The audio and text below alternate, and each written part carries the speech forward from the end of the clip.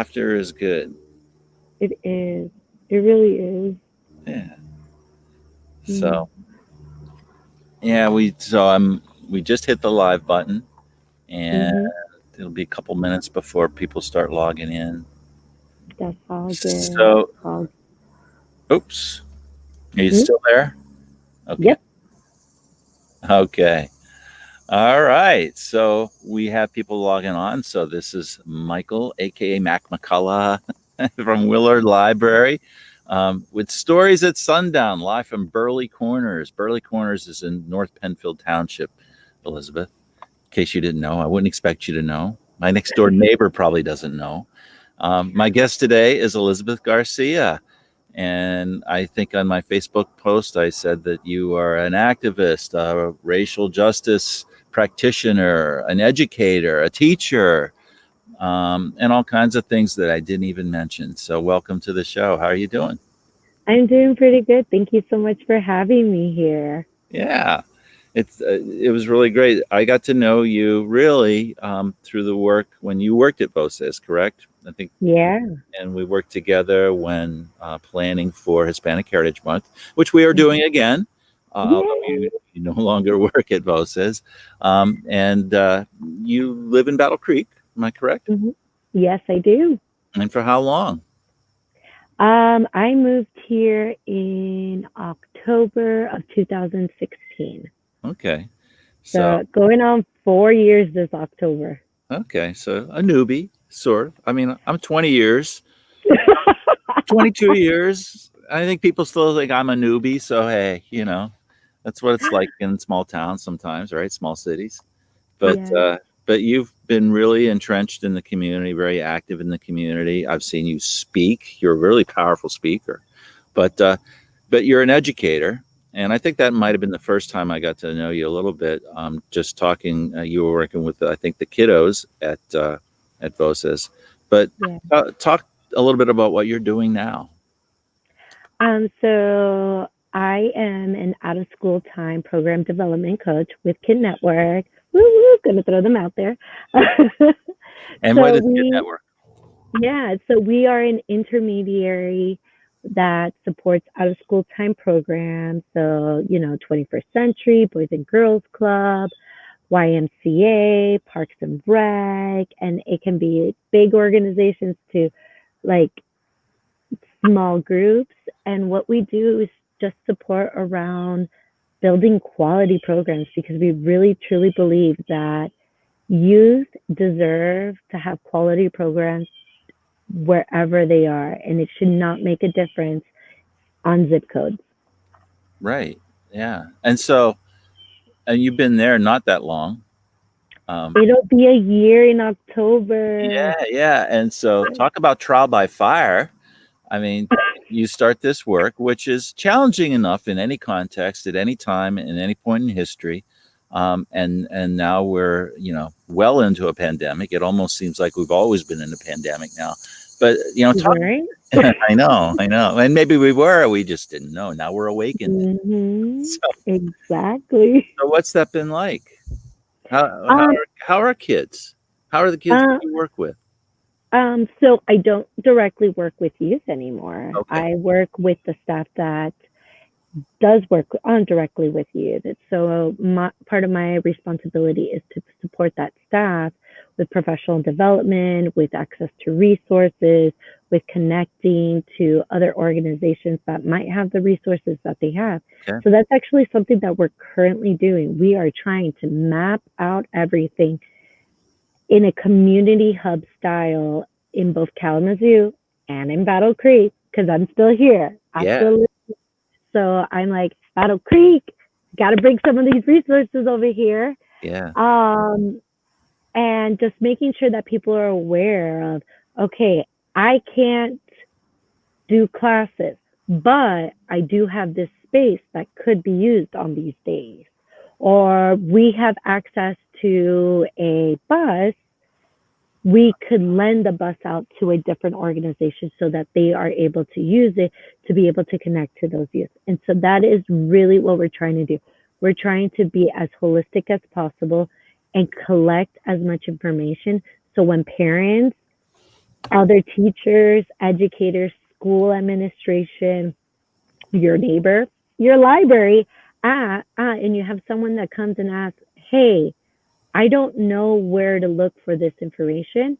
You can go on our website and be like, okay, so you're looking for digital access. These organizations offer digital access. Or you're looking for mental health resources. These organizations are open and you can easily access them and hear the phone numbers.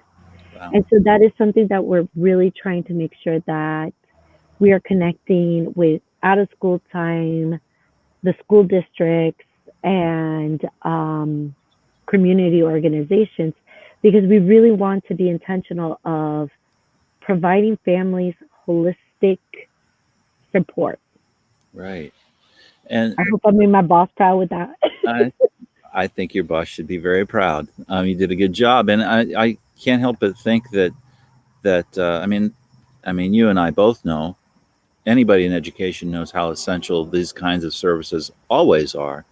But I Mhm. can't help but think that right now, um, it's really relevant, the kind of work Yes, you're doing, because people have to suddenly work hard. Well, a lot of people always had to work hard to be connected to resources, right? But yes, now it's more of a universal experience. Do yes. you think that's accurate? Yeah. I think there were a lot of things that I don't want to say take for granted. It's just they were part of our daily lives. So we don't have to think about them as often.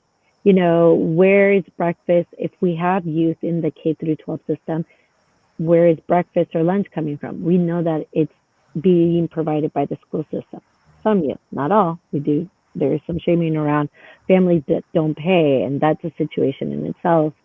Um, but this is just highlighting such importance of the things that people have been saying all along: digital access, resources, classroom size, pay, paid leave, and how are we giving mental support to all of these individuals?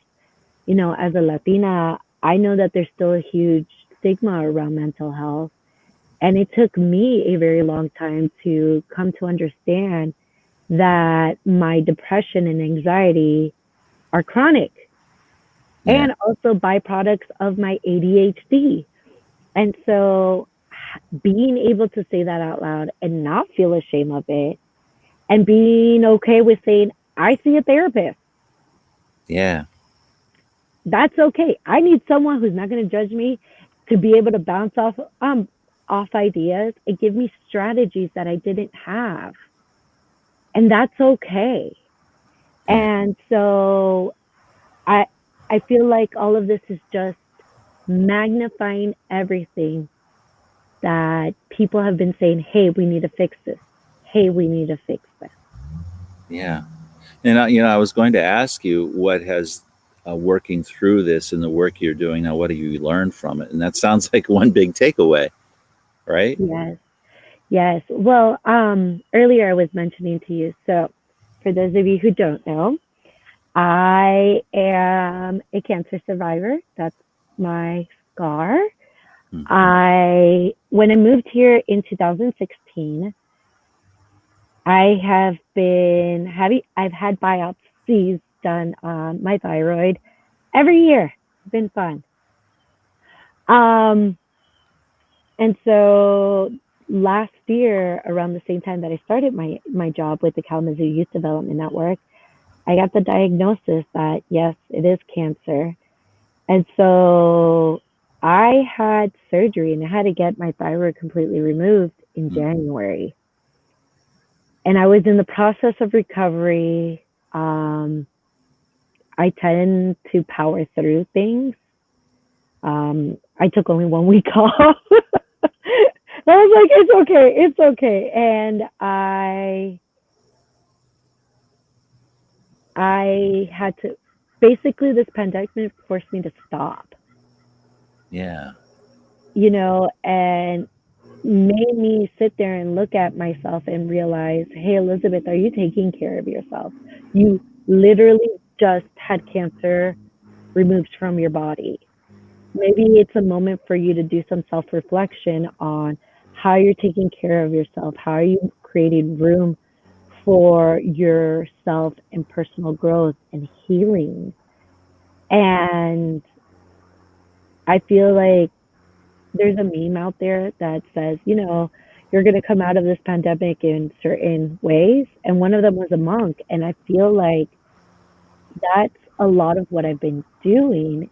And then on top of that, I started taking care of myself health wise, of being more mindful of what I eat, what am I consuming. And within that process, I feel like I have been able to slow down and really look at what is important in my life. My nephews, my sister, my brother-in-law are super important. And it's 2 weeks now, 3 weeks this Sunday. My parents moved here to Battle Creek, and I'm like, that's what's important to me. So Yeah, how am I taking care of me to make sure I'm there for them? yeah, yeah. And I hear a lot of people talking about paying more attention to self care, realizing what they're going through personally, and there's all kinds of stories. Um, Yeah. you and I've known you now for a couple of years, but I didn't know that you were a cancer survivor until this evening, right before this show. Yeah. And I I feel not weird saying it. well, I understand that, and I don't need. I try not to use labels myself. I mean, everything's a label, right? But Yeah. you've been through something, Yeah. and when we were trying to decide, for those of us you watching, we when I ask a guest, usually the first question is, "Geez, I'm not reading anything right now. What am I going to read?" I'm not saying that was your answer, but even finding things to read, and trying to narrow down the topic. And you had mentioned emotional intelligence, um, and then I didn't realize it was a book title when you mentioned permission to feel. I thought you were just talking No, generally. it's a book. That's awesome. That's awesome. And I really took that right to empathy. Um, Yes. and then it's something you said, I too have tried to manage, not always successfully, depression all of my adult life. And it's kind of a relationship with yourself, really. That's the secret for all any of you out there. Maybe you've discovered this, maybe you're still searching, but for me personally, and I think it's different for everybody, it's about having a more honest relationship with yourself and accepting that that's there. But I have a really good friend who also went through cancer at a young age, like you, and she also manages depression. And she said, "Give me cancer any day." Um, Mm. and by that she meant that when she was going through her diagnosis and her treatment, it was like you had a big cheering squad behind you, telling you Yeah. how strong you are, how wonderful you are. Yes. But Yes. when you manage depression, you get sympathy, and you might get some accept. It depends on whether the stigma is alive in that person or not. Yeah. But it's not that kind of empathy for what you carry with you. I mean, does that resonate with you? Oh my goodness. I'm trying not to cry. I'm like, I'm not tearing up. No, no, that's not I me. cry almost every week, so it's okay Um, on this show. I'm gonna I'm gonna do a shout out to my therapist because this is what I learned from her. And I repeat this to everybody, by the way, because it is such gold. Um, Depression makes you walk away from your values.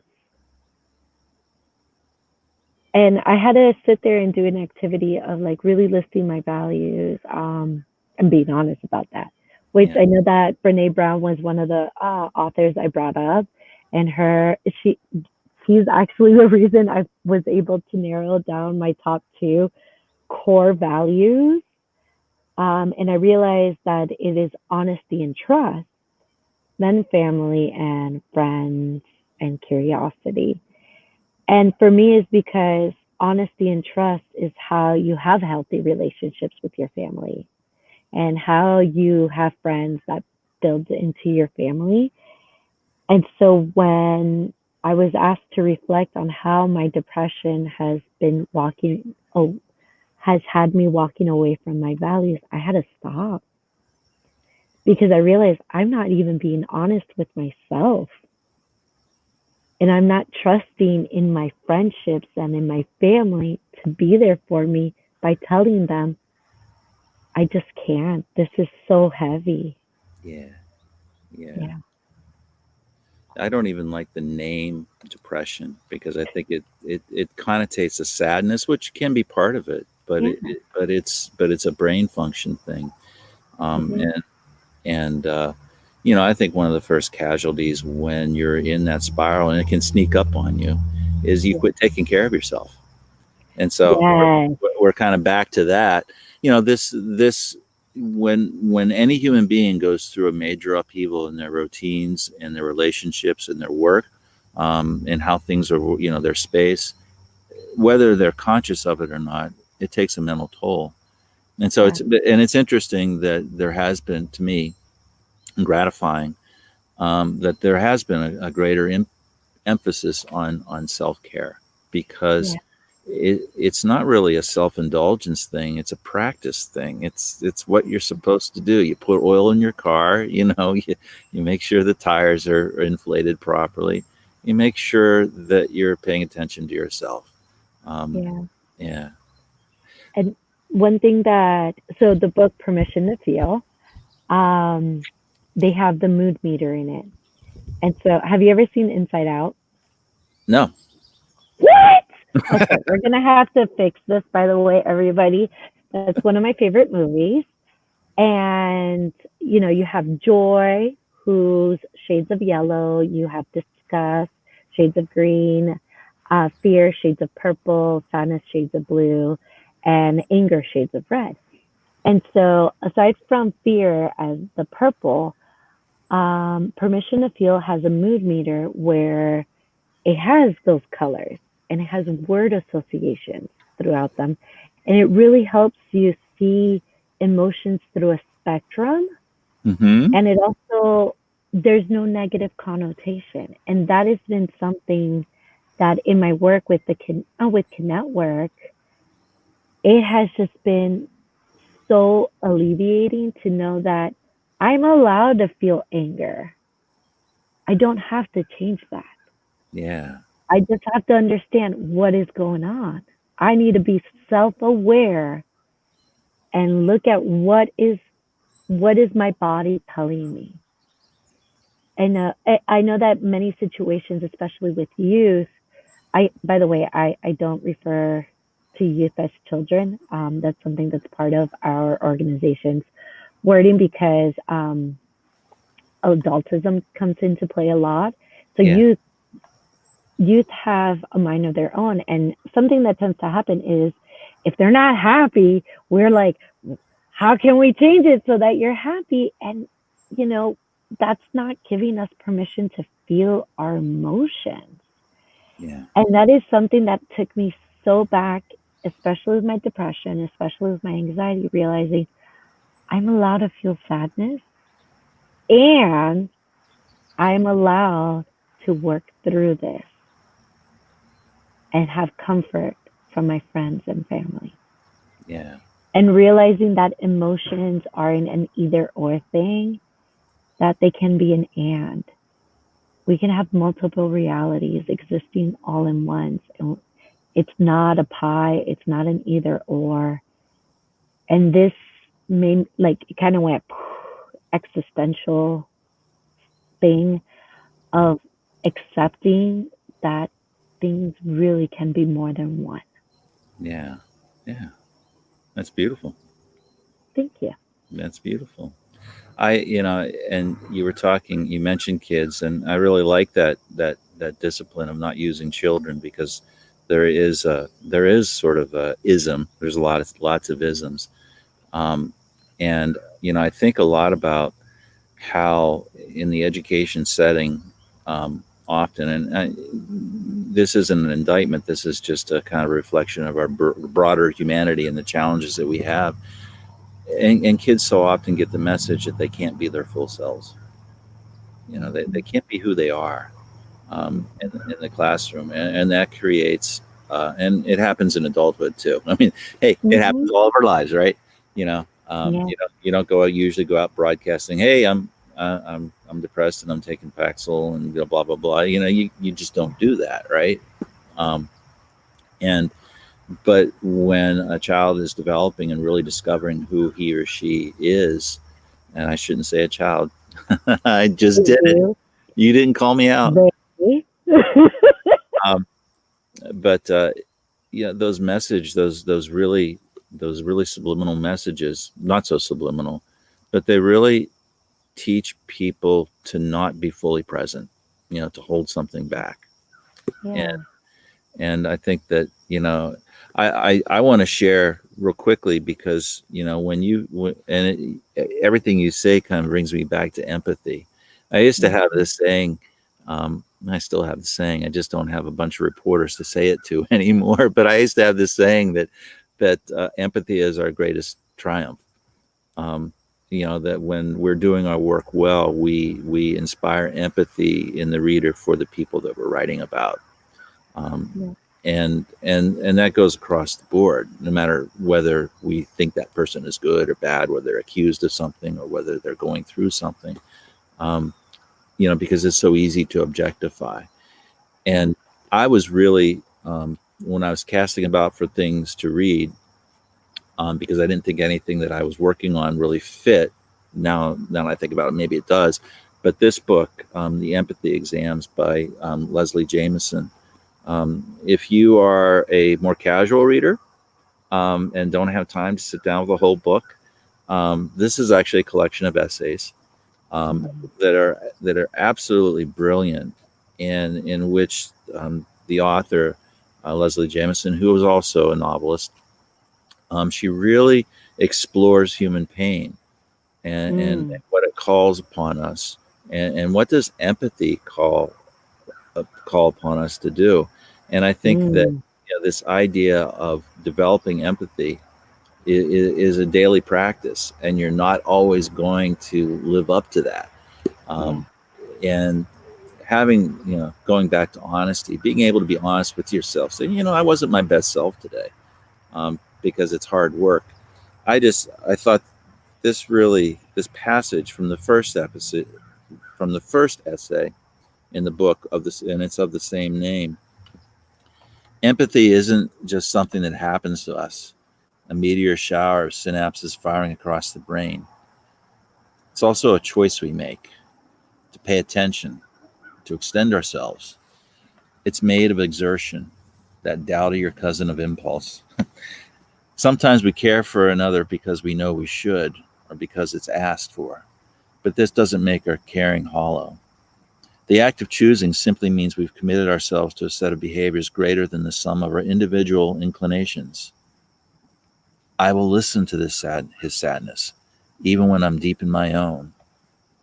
To say going through the motions, this isn't reduction so much as acknowledgement of the effort, the labor, the motions, the dance of getting inside another person's state of heart or mind. And I just thought Mm. that was absolutely brilliant. And I'm going to share a personal story that have shared and cried before. I don't know if I will Mhm. or not because I've told it a lot, but um, yeah, it's been a few years ago, and I was actually in a kind of a bad spot myself. But I was down on Michigan Avenue, getting money out of the bank and out of the ATM at Comerica, and I saw in my peripheral vision someone come approaching me, and I thought, you know, I'm not. I usually don't mind being panhandled, but it always bothers me a little bit when I'm at the ATM. And so that I was steeling myself for that. Mm. And she had just come out of the building. It was a woman, and she had a roller suitcase, and she said, "Excuse me."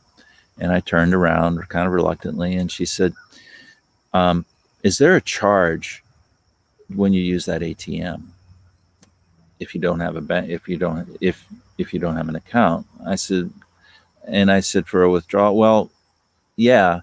She said, "But here's my thing. I have about $15 in my checking account, and my son's medication costs $17 or something like that."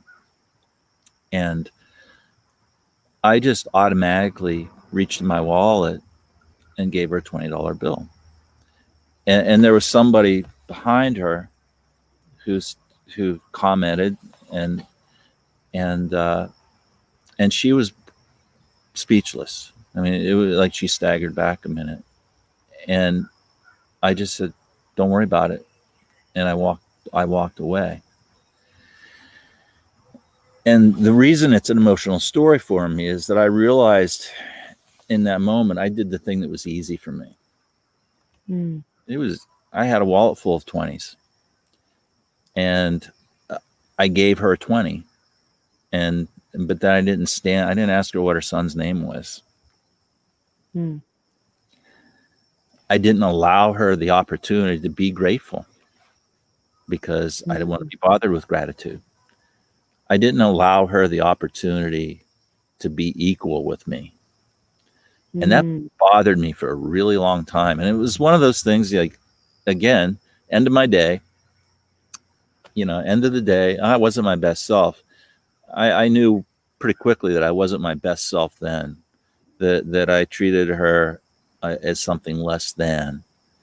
And I never saw her again. And Mm. but I wish I could, if only to tell her that I think that a lot of times we mistake as people getting through our days. We're uncomfortable with sometimes with being completely honest and completely open, and to quote one of your authors that you mentioned, you might read if we ever get to it. We probably won't because we only got about 4 minutes left. Brene Brown, to be vulnerable. Because Mm. it's in that space when we're sharing space with people that we have the opportunity to really deepen our humanity and our connection to Yeah. each other.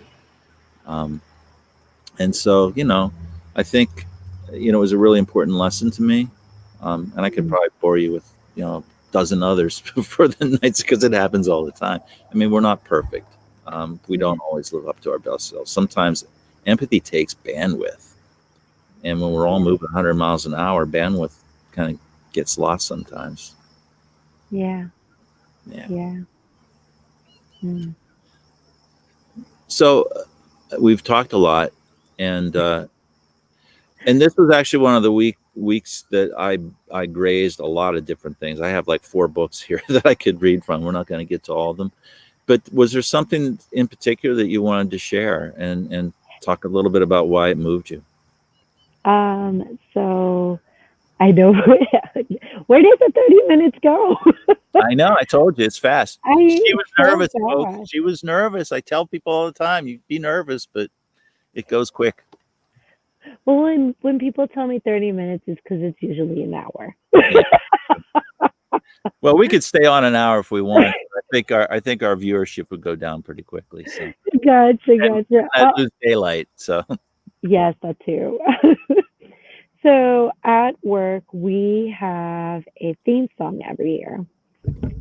And we're realizing that, you know, what we're going through, we're living through 2 pandemics. For those of you who haven't heard of that phrasing before, welcome to it. For those of you who know, gotta say it. We're living through the pandemic of COVID-19.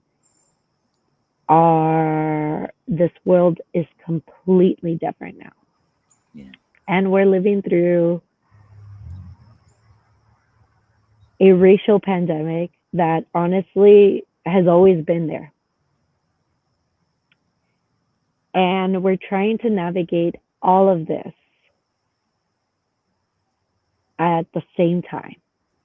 And so, one of the things that we've been talking about is the song Wake Up Everybody. And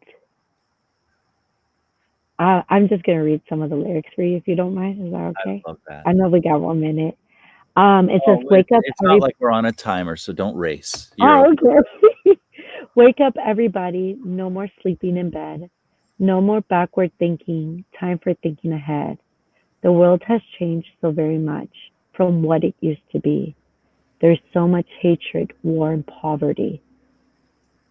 And I'm just sitting there going like, that's how long ago was that song made?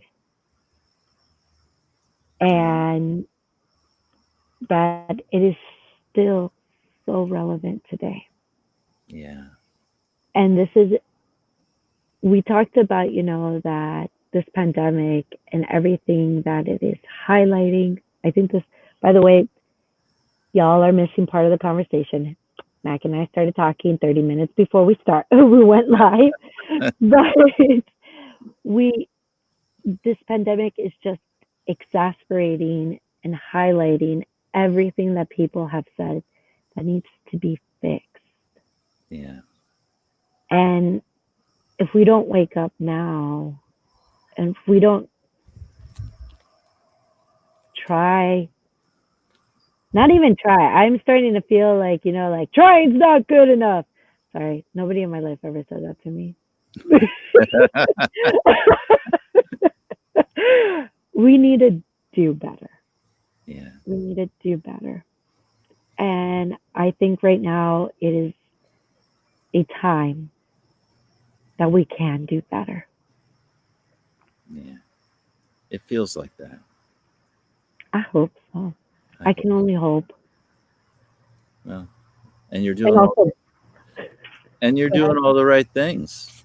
You're doing all the right things. So thank you for that. Thank you. All Thank right. you. I appreciate that. All right. Elizabeth, thank you so much for coming on. If someone Yeah. wants to learn more about the Kid Network, would that be a service that parents would reach out to, or is that a service that providers reach out to, and how does that work? So a little bit of both. We are reestablishing our program finder so that families can access it and find programs, food pantries near them, because we realize we need to add some food pantries to that list of things because food is a necessity. And for organizations that are looking to get involved, wanting some of that support, you know, we offer so much professional development using the Weicker Quality Program, using Aperture Social Emotional Learning, using Annie E. Casey's Race Matters, youth driven spaces for making sure that you're including youth advocacy, the BossNet for family engagement. Yes. we're a little bundle pack, and it's Yeah. just, I want you all to know that things like this exist Yeah. and there's support to lean on. And where do people learn more? Kidnet.org. KYD. KYD, kind of like a play on the word kid. So the Kalamazoo Like that, Youth right? Development Network.org, yes. Okay. All right. Thanks. And you can always reach out to me. Okay. All right. Well, thank you so much. And I will see you soon. We Thank have a you. meeting coming up really soon, right? We do. Hispanic And if Heritage you Month see, coming up. yes, That's a and if great program. anything, truth, racial healing, and transformation, and truth in Titus, Yeah. let me know. All right. Thanks All a lot. right. Of Okay, course. I'm going to sign off. Good night, everybody. Next week, we have Leah Ortiz, the executive director of the ARC, who's joining me. And she's a powerhouse herself. So I'm looking forward to that. Elizabeth, stick with me after I end the broadcast.